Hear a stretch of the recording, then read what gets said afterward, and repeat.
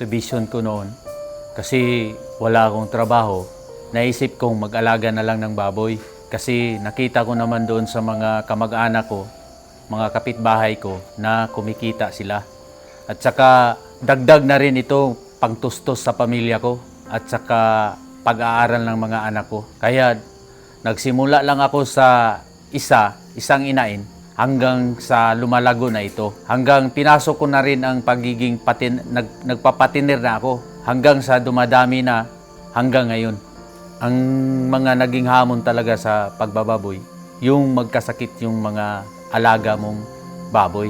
Kasi bibili ka ng gamot, tsaka minsan namamatay pa, doon na malulugi yung puhunan mo. Yun lang ang nagiging hamon ng pagbababoy. At saka minsan rin mababa yung market ng baboy. Mas lalo ko pang pinag-igihan yung pagbababoy ko, ma'am. Tapos tinuloy-tuloy ko talaga hanggang sa hindi ako nawawalan ng lakas ng loob. Talagang pinag-igihan ko para mas lalo pang dumadami yung mga baboy ko.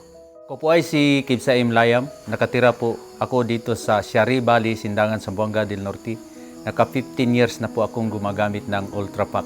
Nakilala ko yung technician ng Ultrapac, si Lloyd, kasi nagtanong-tanong ako doon sa mga agribits kung sino yung technician ng Ultrapac. Kaya tinuro nila sa akin. Kung may problema ako, yan, tinatawagan ko si Lloyd. Lalo na pag hindi ko kayang gamutin yung mga inahing baboy ko. Tsaka yung nagli-labor na mga inahing baboy ko na hindi kaagad lumalabas yung mga biik, tinatawag ko si Lloyd. Sa totoo lang talaga, yung Ultrapac feeds, mas mabilis lumaki yung baboy.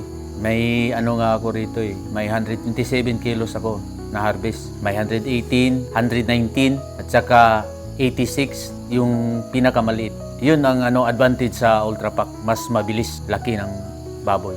Yun ang na-experience ko. Sa lahat siguro na gustong mag-hog raiser, tuloy-tuloy lang ang pag-aalaga. At saka mas magandang gamitin nila yung Ultrapac kasi mas mabilis lumaki yung baboy. Yun lang ang maipapayo ko sa kanila.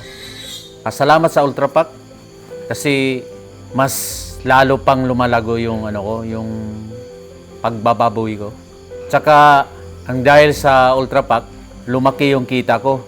Nakapagpatayo ako ng bahay, nakapag-aral ako ng anak ko, at saka sana lumalago pa ang Ultrapac at lumalaki pa lalo para mas marami kaming matulungan na mga hog raiser dito sa buong Pilipinas. Matagal ko na nire-recommend yung Ultrapac sa lalo na sa mga kaklase ko doon sa college noon. Pupunta sila sa akin dito, bumibili sila ng materialis gawing panginain. Nire-recommend ko talaga yung Ultrapac na mas mabilis lumaki yung baboy.